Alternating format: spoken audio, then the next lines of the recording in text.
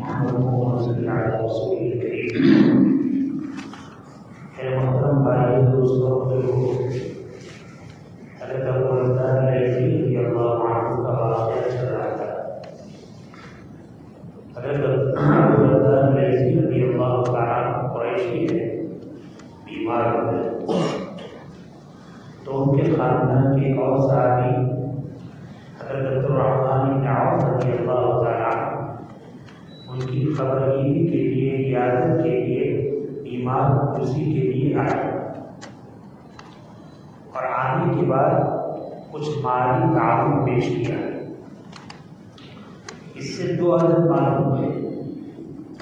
ایک حضرت تو یہ معلوم ہوا کہ قریبی رشتے دار بہت زیادہ تعلق والے، وہ تو بہت بڑی بات ہے۔ اگر ہمارے خاندان کا آدمی ہے، دور کا رشتے دار ہے، معمولی تعلق ہے، لیکن خاندان کا آدمی ہے، رشتے دار ہے، اگر وہ بیمار ہو جائے تو ایسے بیمار کی عیادت کرنا چاہیے۔ دوسرا حضرت یہ معلوم ہوا کہ جب بیمار کی عیادت اور خبرگیری کے لیے جائے تو کچھ نہ کچھ ہدیہ لے جانا چاہیے، کوئی کھانے پینے کی چیز لے جائے، پیسے وغیرہ لے جائے، بہت اچھی چیز ہے۔ اور اس میں بھی یہ نہ دیکھے کہ میں بیمار ہوا تھا تو خبر لینے نہیں آئے تھے اس لیے میں خبر لینے نہیں جاؤں گا، ایسا ہے۔ یہ بھی نہ دیکھے کہ میں بیمار ہوا تھا تو وہ تو صرف 10 روپے کی چیز لایا ہے۔ اپنی حیثیت سے آدمی اپنے بیمار بھائی کا خیال رکھے۔ ہماری حیثیت بہت اچھی ہے، اللہ نے ہمیں مال دولت دی ہے، وہ بیچارہ بیمار ہے، ہم دیکھتے ہیں کہ اس کے علاج میں لاکھوں خرچہ ہوگا، تو اس حیثیت سے اس کا تعاون کرنا چاہیے۔ جب حضرت عبدالرحمن بن عوف رضی اللہ عنہ نے مالی تعاون کیا تو حضرت ابو الدرداء رضی اللہ تعالیٰ عنہ نے یہ فرمایا، خیر و اوصل ما علمت ابو محمد۔ ہمارے خاندان میں سب سے بہترین آدمی ہے۔ دیکھو مالی تعاون پیش کیا تو ان کے سامنے ان کی تعریف کر رہے ہیں کہ بہترین آدمی ہے۔ آگے دوسرا جملہ کہا، بہت صلہ رحمی کرنے والے ہیں، نیکی اور بھلائی کرنے والے ہیں، حسن سلوک کرنے والے ہیں۔ تیسرا جملہ کہا، ما علمت، میرے علم کے مطابق، یعنی ایسا بھلائی کرنے والا میں نے دیکھا نہیں ہے، ہاں ہو سکتا ہے کوئی اور ہو اور میرے علم میں نہ ہو۔ ابو محمد حضرت عبدالرحمن بن عوف رضی اللہ عنہ کی کلیت ہے، ان کے بارے میں کہا کہ عبدالرحمن ہمارے خاندان کے آدمی ہیں، بہت بھلے آدمی ہیں، بہت صلہ رحمی کرنے والے ہیں، میرے علم کے مطابق۔ علماء نے یہاں پر بڑی عجیب بات لکھی ہے، کہا کہ جب کوئی آدمی ہمارے ساتھ حسن سلوک کا معاملہ کرے، بھلائی کا معاملہ کرے، ہماری ضرورت میں کام آئے، ہمیں کچھ مالی تعاون پیش کرے، کچھ روپیے پیسے دے، تو ہمارا اخلاقی فریضہ ہے کہ ہم ان کا شکریہ ادا کریں، ان کے بارے میں تو بھلے بول رہے۔ آج مسلم معاشرے میں یہ چیز بالکل ختم ہو چکی ہے۔ پہلے تو یہ بات بھی ختم ہو چکی ہے کہ اس طرح پریشانی میں ایک دوسرے کو کام آئے۔ اگر کوئی خبر لینے گیا تو آج کے دور میں بھاڑ اتارنے کے لیے، حاضری دینے کے لیے، مسلمان کی یہ شان ہوئی ہے۔ مسلمان کی شان تو یہ ہے، نبی کریم صلی اللہ علیہ وسلم نے عیادت پر فضیلت بیان فرمائی ہے۔ آدمی کا عیادت پر اللہ کے رسول صلی اللہ علیہ وسلم کی جو فضیلت ہے اس کو بھی حاصل کرے، اللہ کو راضی کرے اور اپنے بھائی کی دلجوئی کرے، ان کو راحت پہنچائے۔ تو اگر کسی آدمی نے کیا تو دیکھو ترتیب کیا ہے۔ جب بھی کوئی آدمی ہمیں کوئی چیز دے، چاہے مصیبت کے موقع پر، چاہے بیماری کے موقع پر، چاہے عام حالات میں، سب سے پہلے اگر اس نے ہمیں کسی کے ساتھ یہ چیز دی ہے کہ بھائی فلاں کو پہنچا ہے، تو جس کو دی ہے اس کے دل میں اخلاقی فریضہ پہلا یہ ہے کہ وہ اصل آدمی کو اطلاع کرے کہ بھائی آپ نے مجھے 100 روپے بھیجے تھے، مل گئے۔ اتنی غفلت ہے کہ اگر کسی کو اس طریقے سے معمولی ہدیہ بھیجا جائے تو اطلاع بھی نہیں کرتا، اور یہ غفلت عوام الناس میں نہیں، علماء تک میں موجود ہے۔ بہت بری چیز ہے۔ لئن شکرتم لازیدنکم، جب تم شکر ادا کرو گے اللہ تعالیٰ نعمت میں بڑھوتری فرمائیں گے، ناشکری کرو گے اللہ نعمت کو بڑھا کرے گے۔ تجربہ یہ ہے جب بھی تمہارے ساتھ کوئی مسلمان بھائی حسن سلوک کا معاملہ کرے، 2 روپے کی کوئی چیز تمہارے اوپر بھیجے، تو تمہارا اخلاقی ذمہ داری ہے سب سے پہلے اس کو اطلاع کرو کہ آپ نے میرے اوپر جو چیز بھیجی مجھے مل گئی۔ بعض مرتبہ بھیجنے والا پریشان رہتا ہے تو اس کو ملی یا نہیں کی، اب اطلاع نہیں کی، جس کے ذریعے بھیجی اس نے پہنچا کہ اس کے بارے میں دماغ خراب ہوگا تو اس نے پہنچایا یہ اسی نے حل کر دی۔ شریعت کی تعلیم ہے ان ساری برائیوں سے بچانے کے لیے جس آدمی کو جو ہدیہ جو چیز پہنچی ہے اس کا اخلاقی فریضہ ہے کہ وہ احسان کرنے والے کو، ہدیہ دینے والے کو، حسن سلوک کرنے والے کو اطلاع کرے کہ آپ نے جو چیز بھیجی وہ مجھے ملی۔ پہلی چیز۔ دوسری چیز، اس کے بعد اس کا شکریہ ادا کرے۔ حدیث میں کسی آدمی نے کسی کو کوئی چیز دی اور اس نے کہا جزاک اللہ، بہت بڑا شکریہ ادا کر لیا، یعنی تم نے مجھے جو کچھ دیا اللہ اس کا بہترین بدلہ دے، تو ہم نے اپنی حیثیت سے دیا ہے، اللہ تعالیٰ اپنی شان دیں گی۔ لہٰذا کم سے کم اطلاع دینے کے بعد کہ آپ کی چیز مل گئی یہ کہنا چاہیے جزاک اللہ، شکریہ۔ دیکھو تجربہ یہ ہے جب انسانوں میں آپس میں چھوٹی چھوٹی چیزوں میں اس طریقے سے آدمی اطلاع کرے گا، شکریہ اور جزاک اللہ کہے گا، اللہ تعالیٰ نعمت کو بڑھائیں گے، اللہ تعالیٰ محبت کو بڑھائیں گے۔ اور اگر لینے والے نے اطلاع بھی نہیں کی، شکریہ بھی ادا نہیں کیا، نعمت ختم ہو جائے گی، پریشانیاں بڑھ گئی۔ یہ عادات ہمارے معاشرے سے بالکل ختم ہو چکے ہیں، لیکن اہل علم سے بھی ختم ہو چکے ہیں۔ اہل علم سے بھی اگر کوئی تو وہ شکریہ جزاک اللہ کہنے کے لیے تیار ہے، بہت غلط طریقہ ہے۔ اچھا، تیسری بات کہ اگر اس نے ہمیں کوئی چیز دی ہے تو ہم اس کے سامنے اس کی تعریف بھی کر سکتے ہیں۔ حضرت ابو رداد لیثی رضی اللہ تعالیٰ عنہ نے حضرت عبدالرحمن بن عوف رضی اللہ عنہ کی تعریف ان کے سامنے کی، خیرہم، ہمارے خاندان میں سب سے بہترین آدمی ہے کہ انہوں نے اس نے شروع کیا، ان کو کیا ہے۔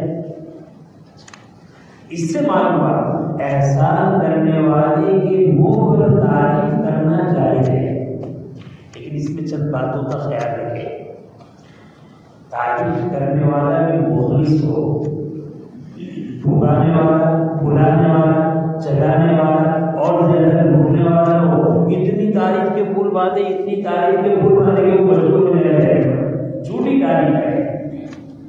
تعریف کرنے والا مخلص ہو، سچا ہو، جس کی تعریف کی جا رہی ہے وہ اس کو پسند نہ کرتا ہو۔ شکریہ جزاک اللہ تو وہ بہت اچھی چیز ہے، لیکن وہ کہہ رہے ہیں خیر ہو، تم بہترین آدمی ہو، تو جس پر احسان کیا ہے وہ تو کہے کہ ماشاء اللہ تم بھلے آدمی ہو، بہترین آدمی ہو، تم صلہ رحمی کرنے والے ہو۔ تو لینے والے کا جذبہ تو یہ ہے کہ وہ کہے کہ تم نے احسان کیا، تم احسان کرنے والے ہو، تم محسن ہو، تم سلوک کرنے والے ہو، تم بھلائی کرنے والے ہو۔ اور آگے کہے گا ما علمت، میرے علم کے مطابق سب سے بہترین ہو سکتا ہے میرے خاندان میں تم سے زیادہ بھلا ہو، لیکن میرے علم میں نہیں۔ مبالغہ، تعریف کرنے میں حد سے بڑھ جانا، یہ بھی جائز نہیں۔ بعض مرتبہ آدمی اتنی تعریف کرتا ہے، اتنی تعریف کرتا ہے کہ جو خوبیاں ہیں اس کا بھی ذکر کرتا ہے، جو خوبیاں ہیں اس کا بھی ذکر کرتا ہے۔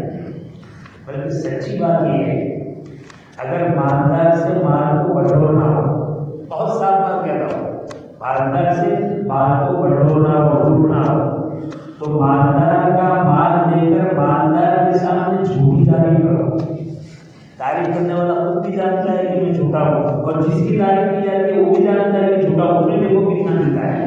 اس لیے کہ لوگ تعریف کے بھوکے ہیں، کرنا کم چاہتے ہیں اور نام کمانا زیادہ چاہتے ہیں۔ اگر 100 روپیہ دیا تو وہ چاہتا ہے کہ 1000 روپیہ دے کی تعریف ہو، تو اگر 100 روپے دے اور تم نے کہا کہ سیٹ صاحب نے 500 روپے دیے، تم جانتے ہیں میں بھی جھوٹا، وہ جانتے ہیں وہ بھی جھوٹا، وہ بعد میں 1000 روپے دے دیں گے۔ بلکہ میں تو اپنے طلبا سے کہتا ہوں کہ اگر اس طریقے سے الو بنانا ہے تو خوب جھوٹی تعریف کرو، تعریف کرتے ہوئے جتنے پیسے اوپر کے جیب میں ہیں دائیں بائیں سب ختم کر دے گا، پھر کچھ نہیں ملے گا تو خوبی بھی دے دے گا، پھر پردہ بھی نکال دے گا، پھر سطر چھپائے گا بنیان بھی دے گا۔ تعریف کا اتنا ہوگا ہے۔ اللہ کی رضا کے لیے 1 روپیہ دیا ہوا تمہیں جنت میں پہنچا سکتا ہے۔ اپنی واہ اپنی تعریف، اپنی جھوٹی خوشامد، اپنی جھوٹی بڑائی، اس کے لیے کروڑ روپے دے دیے، اللہ کے دربار میں اس کی گھنٹی برابر حیثیت ہے، ایک رائے کے دانی برابر حیثیت ہے۔ اس لیے اعتدال کی بات ہے کہ اگر کوئی ہمارے ساتھ حسن سلوک کرے تو اس کے سامنے اس کی تعریف کی جا سکتی ہے، تعریف کرنے والا بھی مخلص ہو اور جس کی تعریف کی جا رہی وہ تعریف پسند نہ کرتا ہو۔ آپ کیا پر خیرہم خاندان میں بہترین آدمی ہے، اوصلہم خاندان میں بہترین سلوک کرنے والے آدمی ہیں، لیکن آخر میں بات کر ما علمت میرے علم کے مطابق میں مبالغہ نہیں کرتا، میں چھوٹی بات نہیں کرتا، مجھے جہاں تک معلوم ہے میرے خاندان میں حسن سلوک کرنے والوں میں سب سے بہترین آدمی ہے۔ ہو سکتا ہے کوئی ان سے بڑا ہوا ہو لیکن مجھے علم نہیں۔ آگے نام کیا ابو محمد، یہ ادب بچا ہے کہ جب کسی آدمی کی طرف سے کوئی ہدیہ ملے، کوئی بڑائی ملے، کوئی مال ملے، کوئی خیر خواہی ملے، اس کو اطلاع کرو، اس کو جزاک اللہ اور شکریہ کہو، اور ہو سکتے ہیں تو 2 کھلے جملے اس کے بارے میں کہو کہ آپ احسان کرنے والے ہیں، آپ نیکی کرنے والے ہیں، آپ اچھے آدمی ہیں، برا نہیں۔ شریعت اسلام کی یہ تعلیم ہے، آج اس تعلیم سے ہم کوسوں بھولے، بہت غلط طریقہ ہے۔ شاید اللہ کی نعمت جو رکی ہوئی ہے وہ نعمتیں رکنے کی وجہ ہی نہیں، اور حدیث میں کیا ہے من لم یشکر الناس لم یشکر اللہ، جو انسانوں کا شکر ادا نہیں کرتا اور اللہ کا شکر بھی ادا نہیں کرتا، جو انسانوں کا شکر ادا نہیں کرتا اللہ کا شکر بھی ادا نہیں کرتا۔ کیوں؟ انسانوں کی نعمتیں دکھائی دینے والی ہیں، نظر آنے والی ہیں، حق تعالی شانہ کی بہت ساری نعمتیں جو دکھائی نہیں دیتی، تو جو سامنے ہیں دکھائی دیتی ہے اس پر شکر ادا نہ کرے تو جو نعمتیں دکھائی دیں اس پر کیسے شکر ادا کرے؟ حدیث میں فرمایا بلکہ یشکر الناس لم یشکر اللہ، جو لوگوں کا شکر ادا نہیں کرتا، احسان نہیں مانتا، وہ اللہ کا بھی شکر ادا نہیں کرتا۔ یہ تو اس کے لیے جنہوں نے ہمیں دیا ہے اس لینے والے کو۔ میں تو بہت محبت کے ساتھ کہوں گا اگر کوئی آدمی ہماری ضرورت کو پورا کرنے کے لیے للہ پیسے سے ہمارا کام کرے، کوئی آدمی اور پیسے سے زکات سے ادا کرے تو بھی اتنا تو بہت جزاک اللہ۔ دیکھو دینے والے کا یہ جذبہ نہیں ہونا چاہیے کہ میری تعلیم کرے میرا شکر، لینے والے کا یہ جذبہ ہونا چاہیے کہ اتنا کرے۔ جب اس طریقے سے معاملہ ہوا تو حضرت عبداللہ نے شکریہ ادا کیا، خیر خواہی کی، تو حضرت عبدالرحمن بن عوف رضی اللہ عنہ کو جنہوں نے صلہ رحمی کی ہے، اس نے سلوک کیا ہے، بھلائی کی ہے، مال دیا ہے، ان کا حال دیکھو، انہوں نے فوراً حدیث پڑھی، حدیث اللہ تعالیٰ فرماتے ہیں اللہ الرحمن خلقت الرحیم وشققت لها من اسمي فمن وصلها وصله ومن قطعها بددته او ما قال عليه الصلاه والسلام۔ اب یہاں بڑا سوچنے کی بات ہے، حضرت عبدالرحمن بن عوف رضی اللہ عنہ نے مالی تعاون پیش کیا، حضرت عبداللہ نے شکریہ ادا کیا اور 2-4 بڑی باتیں کہی، تو حضرت عبدالرحمن بن عوف نے بات پکڑ لی، تاریخ کو پسند نہیں کیا بات کو۔ ہمارا تو آ رہی ہے کہ 2 تاریخ کرتے تھے، تیسری اور ہو، چوتھی اور ہو، 5ویں اور ہو، پھول کے بھول جاتا ہے۔ دیکھو انسان کو تباہ کرنے والی چیز، انسان کو برباد کرنے والی چیز، اولیاء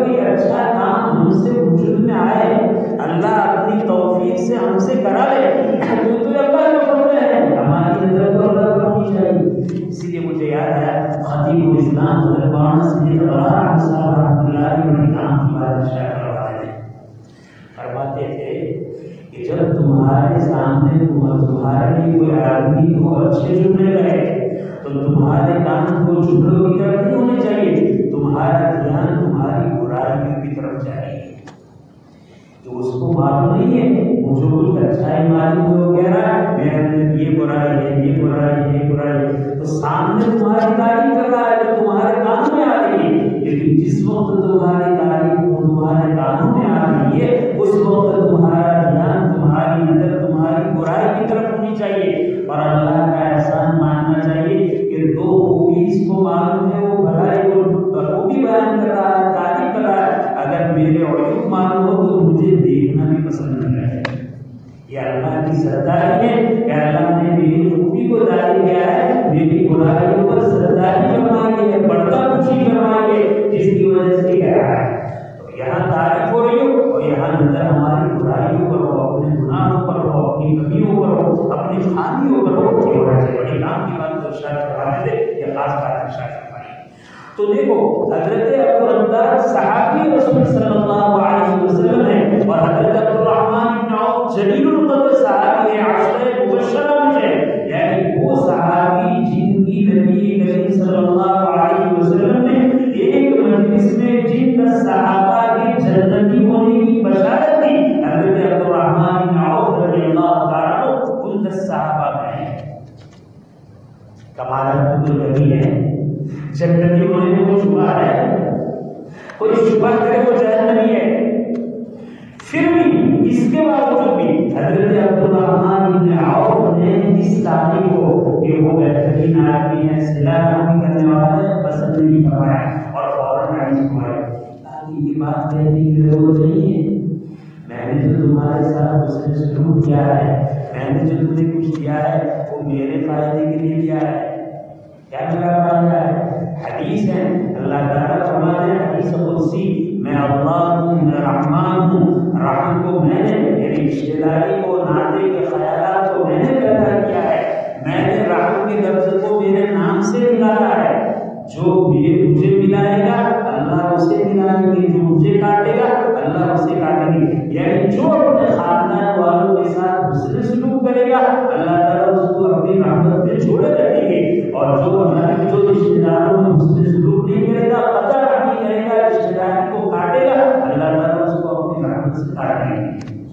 تو یہ اللہ کا ارشاد ہے. میں تو اس فضیلت کو حاصل کرنے کے لیے کہ جو صلہ رحمی کرے گا اللہ اس کو اپنی رحمت میں لے لے گا، اور جو قطع رحمی کرے گا اللہ اس کو اپنی رحمت سے کاٹ دے گا. میں تو اللہ کی رحمت کو حاصل کرنے کے لیے کام کر رہا ہوں، میرا کوئی کام نہیں. تو ادھر خیر کی باتیں کہی جا رہی ہے اور ادھر انکار کر رہا ہے کہ یہ کہنے کی ضرورت نہیں ہے. یہ صحابہ کی شان، یہ صحابہ کا مزاج، یہ بہت بڑی سیکھنے کی بات ہے کہ بدالیاں کرے اور بھول جائے. کوئی شکریہ ادا کرے، جزاک اللہ کرے، بہت اچھا ہے. کوئی تعریف کرے تو روک دے کہ بھائی میں نے اپنے فائدے کے لیے کیا ہے، تمہارا فائدہ ہوگا، وہی دوسری بات ہے. مجھے تو فائدہ ہے کہ اللہ مجھے اپنے رحمت میں لا دے. حدیث میں الرحیم معلق بالعرش، رشتہ ناتا عرش کے ساتھ جڑا ہوا ہے، یعنی عرش کے ساتھ اس کا بہت قوی تعلق ہے. فمن وصله وصلني ومن قطعه قطعني، جو رشتے ناطے کو باقی رکھے گا اللہ تعالیٰ اس کو اپنی رحمت سے چھوڑے رکھے گا، اور جو رشتے ناطے کو ختم کرے گا اللہ تعالیٰ اس کو اپنی رحمت سے کاٹے گا. کل قیامت کے دن اللہ نے اپنی رحمت سے کاٹ دیا تو جہنم کے علاوہ اس کا کوئی ٹھکانہ نہیں. اسی لیے نبی کریم صلی اللہ علیہ وسلم نے ارشاد فرمایا لا يدخل الجنة قاطع الرحم، جنت میں داخل نہیں ہوگا. نبی کریم صلی اللہ علیہ وسلم ارشاد فرماتے رشتے داری کو کاٹنے والا، تعلقات کو توڑنے والا جنت میں داخل نہیں ہوگا. یعنی جب اللہ تعالیٰ میدان محشر میں بہت سارے گنہگاروں کو معاف کر کے جنت میں دخول اولی نصیب فرمائیں گے، قطع رحمی کرنے والے کو روک دیں گے، یہ ان کے لیے شروع میں داخلہ نہیں ہوگا. پہلے جہنم میں ان کے لیے سزا ہوگی، ان کو عذاب دیا جائے گا، اور اس عذاب کے بعد پھر ان کو جنت میں داخل کیا جائے گا. قاطع اور رحم جنت میں داخل نہیں ہوگا. اس نے بہت بڑی ضرورت اس بات کی ہے کہ آدمی رشتے ناطے کا خوب خیال رکھے. حدیث میں نبی کریم صلی اللہ علیہ وسلم فرماتے ہیں الراحمون یرحمهم الرحمن ارحموا من فی الارض یرحمکم من فی السماء. رحم کرنے والوں پر اللہ تعالیٰ بہت زیادہ مہربان ہے. اپنے ماتحتوں پر رحم کرنے والے پر اللہ تعالیٰ بہت زیادہ مہربانی کرتا ہے. لہذا تم اہل زمین پر رحم کرو، آسمان والا تم پر رحم کرے گا. کون نہیں چاہتا ہے اللہ تعالیٰ کی مہربانی ہمارے ساتھ نہ ہو؟ یا تو اللہ کی مہربانی ہے یا اللہ کا غضب ہے، اللہ کی ناراضگی ہے یا اللہ کی رضا ہے. کسی سے بھی پوچھ لیا، چاہے وہ مسلمان ہو چاہے وہ مسلمان نہ ہو، آپ کسی سے بھی پوچھو پیدا کرنے والا راضی ہو یہ چاہیے یا ناراض ہو جائے، پیدا کرنے والا خوش ہو یہ چاہیے یا پیدا کرنے والا ناخوش ہو یہ چاہیے، پیدا کرنے والا مہربان کرے یہ چاہیے یا پیدا کرنے والا غصہ کرے یہ چاہیے. ہر شخص سے یہ کہے گا کہ نہیں، پیدا کرنے والا خوش ہو یہ چاہیے ناخوش ہو یہ چاہیے، راضی ہو یہ چاہیے ناراض ہو یہ چاہیے، مہربانی کرے یہ چاہیے غصہ کرے غضب کرے یہ چاہیے. اللہ کی مہربانی کو حاصل کرنے کا بہترین طریقہ ہے کہ جو ہمارے ماتحت ہیں ان ماتحتوں کے ساتھ مہربانی کرو. ارحموا من فی الارض، جو زمین پر ہے یعنی جو تمہارے ماتحت ہیں ان ماتحتوں پر رحم و کرم کا معاملہ کرو، شفقت کا معاملہ کرو، نرمی کا معاملہ کرو، عفو و درگزر کا معاملہ کرو. ارحموا من فی السماء، جو ذات آسمان میں ہے، جس کی قدرت آسمان میں ہے، وہ ذات تم پر مہربانی کرے گی. اب جب یہ موقع آتا ہے تو ایک بات ہوتی ہے، صلہ رحمی کس کو کہتے ہیں؟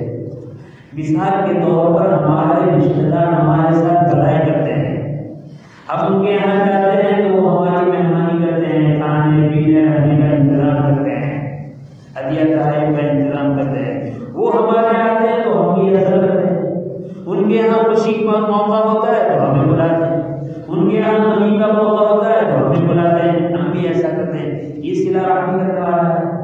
نبی کریم صلی اللہ علیہ وسلم نے ارشاد فرمایا لیس الواصل بالمکافئ، برابری کرنے والا یہ صلہ رحمی کرنے والا نہیں ہے. کوئی ہمارے ساتھ اچھا سلوک کرے ہم اس کے ساتھ اچھا سلوک کریں، کوئی ہمیں پانی پلائے ہم اس کو پانی پلائے، کوئی ہمیں چائے پلائے ہم اس کو چائے پلائے، کوئی ہماری دعوت کرے ہم ان کی دعوت کریں، کوئی ہمیں ٹھکانا دے ہم ان کو ٹھکانا دے، کوئی ہمیں ہدیہ تحائف دے ہم اس کو ہدیہ دیں. یہ صلہ رحمی نہیں ہے. ولكن الواصل الذي يسير معه الذي اذا انقطعت رحمه وصل او كما قال. صلہ رحمی کرنے والا تو وہ ہے کہ جب یہ ہمارے ساتھ صلہ رحمی نہیں کرتا ہے بس سلوک ہی کرتا ہے تب اس کے ساتھ صلہ رحمی کر رہے ہیں. ہم ان کے وہاں جاتے ہیں تو چائے کا بھاؤ نہیں پوچھتا، بلاتا نہیں ہے، کھانا نہیں دیتا ہے، ہدیہ دار نہیں، وہ ہمارے آتا ہے تو ہم ان کے ساتھ ہی معاملہ کریں. صلہ رحمی کرنے والا یہ ہے. اسی لیے روایت میں ہے کہ بعض صحابہ نے نبی کریم صلی اللہ علیہ وسلم سے شکایت کی کہ اللہ کے رسول ہمارے پاس رشتہ دار ہے، ہم ان کے ساتھ حسن سلوک کا معاملہ کرتے ہیں، صلہ رحمی کا معاملہ کرتے ہیں، داد و دہیش کا معاملہ کرتے ہیں، خدمت کا معاملہ کرتے ہیں، لیکن جب ہم ان کے وہاں جاتے ہیں تو ہمارے ساتھ یہ معاملہ نہیں کرتے. ہم ان کے ساتھ کیا کریں؟ نبی کریم صلی اللہ علیہ وسلم نے ارشاد فرمایا کہ تم ان کے ساتھ حسن سلوک کرتے ہو، جواب میں وہ بدسلوکی کرتا ہے. تم خیر خواہی کرتے ہو، جواب میں وہ بدخواہی کرتا ہے. تم کھانا پینا ہدیہ تحائف پیش کرتے ہو، جواب میں وہ کچھ نہیں کرتا. تو تمہارا عمل اس کے پیٹ میں کیا یہ اس کے پیٹ میں راہ کو ڈال رہا ہے. کیا مطلب؟ یعنی تمہاری جو نیکیاں ہیں اس نیکیاں اس کے لیے مواد جان ہے. محدثین نے لکھا ہے پیٹ میں راہ بھرنے کا مطلب یہ ہے کہ جس طریقے سے حرام مال پیٹ میں داخل ہے تو تمہارا حسن سلوک کرنے کے بعد اس کا شرمندہ نہ ہونا، اس کا اچھائی پر نہ آنا، گناہ کہ تمہارے حلال کمائی اس سے عدم نہیں ہو رہی ہے، تمہارا اچھا سلوک اس سے عدم نہیں ہو رہا ہے، وہ ذلیل اور رسوا ہو رہا ہے کہ تم تو نیک سلوک کر رہے ہو اور یہ بدسلوکی کر رہا ہے۔ شبہ شرم کی ایک شرائط ہے کہ گویا کہ تم اس کے پیٹ میں رات ڈالتے ہو، یعنی اس کے پیٹ میں حرام غذا جا رہی ہے۔ اور دوسرا مطلب یہ لکھا ہے کہ تمہاری نیکی کے بعد بھی اس کا دل پسندہ نہیں ہے، اس کو شرم نہیں آتی ہے، تو گویا کہ وہ رسوا ہو رہا ہے۔ اور رسوا اس طرح ہوگا، رسوا دنیا میں بھی ہوگا، رسوا آخرت میں بھی ہوگا۔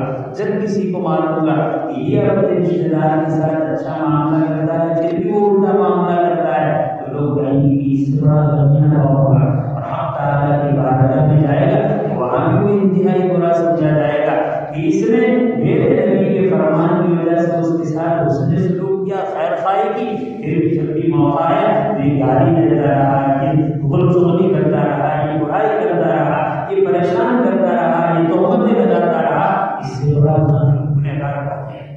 اس لیے ہمیں تو یہ چاہیے کہ ہم نبی کریم صلی اللہ علیہ وسلم کی امتی ہیں، کوئی رشتہ دار ہم سے اچھا رکھے یا نہ رکھے، ہمیں اس سے برائی نہیں کرنی ہے۔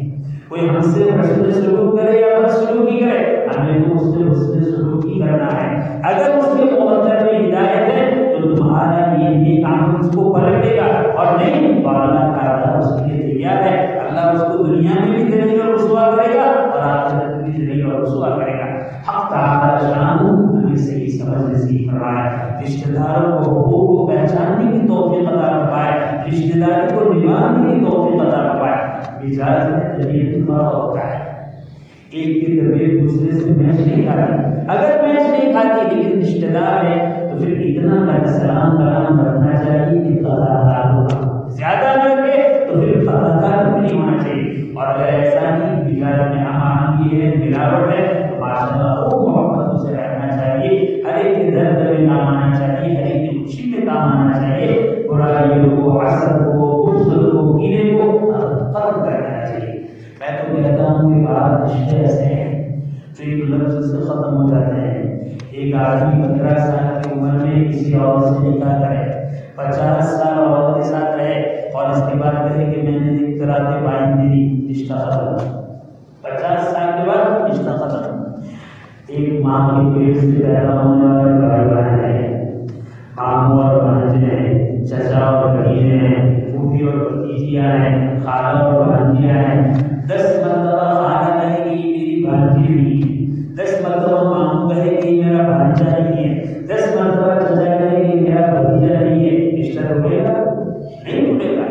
وہ رشتہ اس کو رکھنا اور توڑنے کا اللہ نے تمہیں اختیار دیا ہے کہ نکاح کو ہو گیا اور طلاق کی تو طلاق ہوئے، لیکن یہ رشتے کو اللہ نے ایسا باندھا ہے کہ اللہ اس کو توڑنا نہیں چاہتے، باقی رکھنا چاہتے ہیں۔ آدمی 1000 مرتبہ نہیں ٹوٹے گا، اسی لیے 5 مرتبہ بعد نادان اپنی اولاد سے ناراض ہوتے ہیں تو کہتے ہیں تو آپ تمہارا کوئی نہیں، ہمارا جنازہ میں ہمیں لگاؤ، اسی کا بات ہوتا ہے۔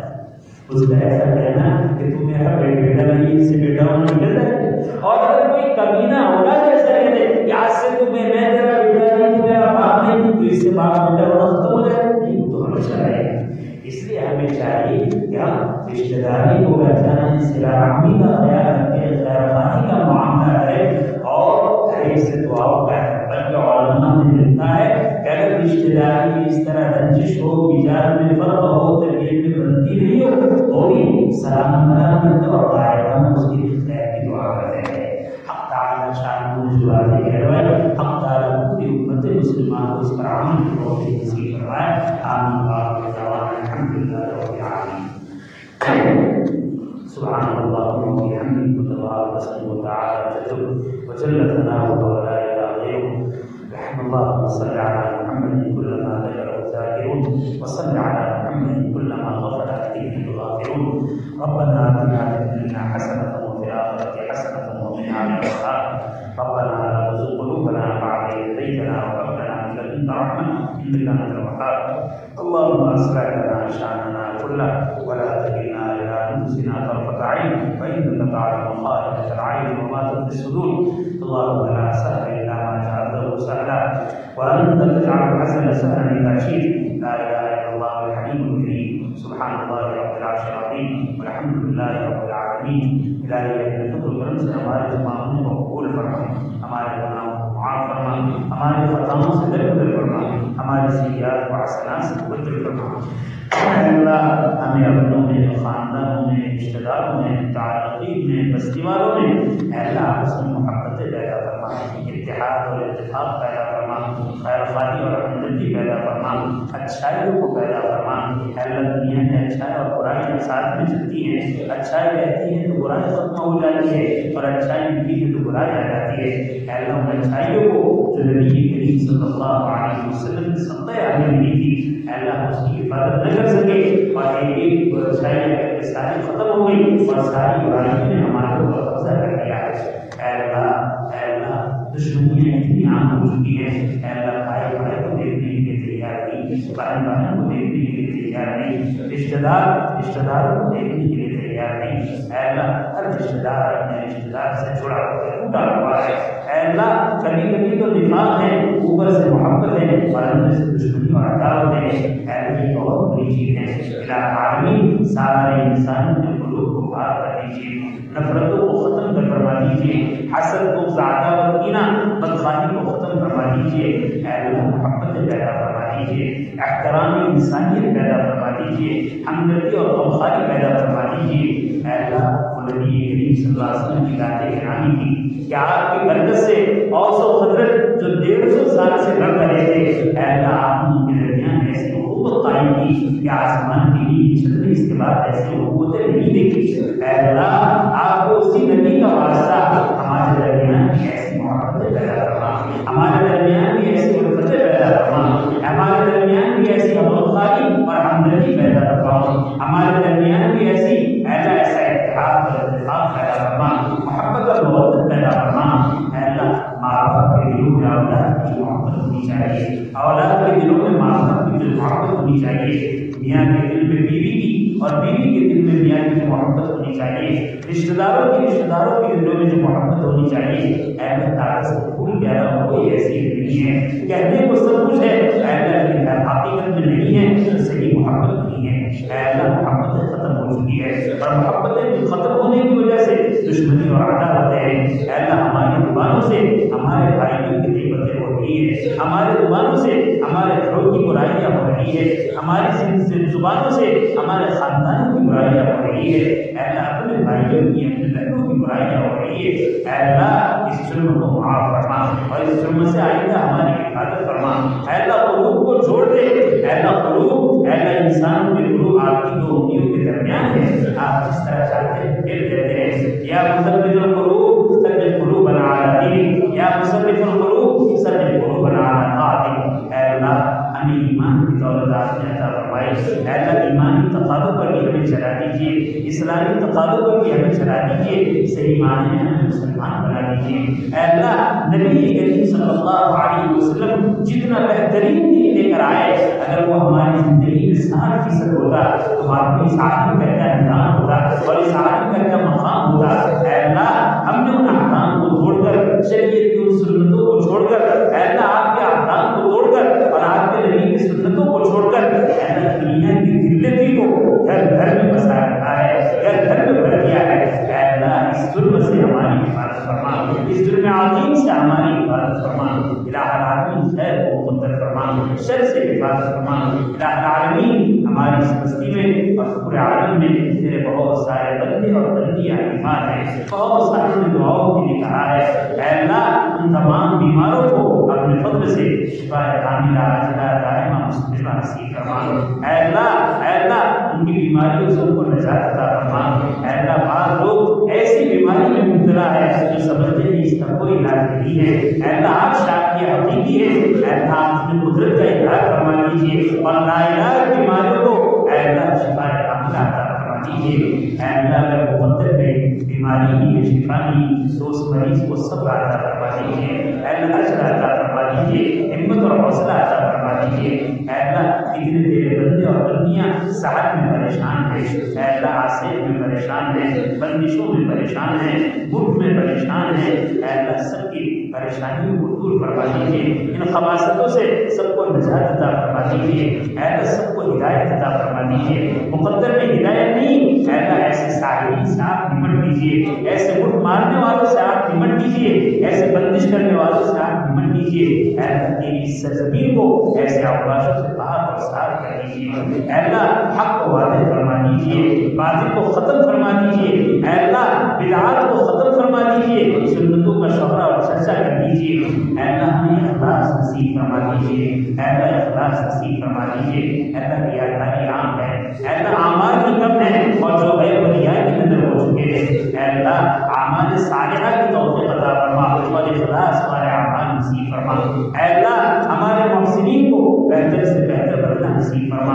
اتنے ہمارے محسنین ہیں جنہوں نے ہماری ضرورتوں کو سامنے رکھتے ہوئے اے اللہ ہم سے بہت خیر خواہی کا معاملہ کیا ہے، اے اللہ جن محسنین نے خیر خواہی کا معاملہ کیا ان کو اخلاص نصیب فرما، ان کو رزق حلال اور طیب نصیب فرما، ان کے عزائم میں اور زیادہ پختگی اور نیکی عطا فرما، اے اللہ امت کی پریشان حالوں کی پریشانیوں کو دور فرما اور تیرے ہر محتاج بندوں کی اعانت کے لیے اے اللہ ان کے رزق میں ان کے خزانوں کو کھول دیجیے، اے اللہ بخیلی سے ان کی حفاظت فرما، اے اللہ کتنے سارے تیرے بندے مالدار ہیں، اے اللہ کنجوسی اور بخیلی نے ان کو اے اللہ اپنے گھیرے میں گھیر دیا ہے، اے اللہ ان کی بہنیں پریشان ہیں، ان کے بھائی پریشان ہیں، ان کے قریبی عزیز پریشان ہیں اور بعض مرتبہ ان کی اولاد پریشان ہے، لیکن اس فقیر کے مال سے مال نہیں چھوٹا، اے اللہ اس مال کے ببال کرنے سے ان کی حفاظت فرما، اے اللہ اس مال کو تیرے راستے میں تیرے احکام کے مطابق خرچ کرتے ہوئے اے اللہ تیری رضا حاصل کرنے کی توفیق عطا فرما، الہ العالمین جو کچھ مانگا وہ بھی عطا فرما، جو کچھ رہ گیا اپنے فضل سے اس سے بڑھ کر اور بہتر عافیت کے ساتھ بیماری نصیب فرما، الہ العالمین ہماری دعا کو اپنے فضل و کرم سے اپنے اسماء حسنہ کی برکت سے اور حضرات انبیاء اور رسل علیہم الصلاۃ والسلام سب کا قبول فرما، ربنا تقبل منا انك انت السميع العليم وتب علينا انك انت التواب الرحيم، وصلى الله تعالى على خير خلقه سيدنا ومولانا محمد وآله وصحبه اجمعين آمين برحمتك يا رب.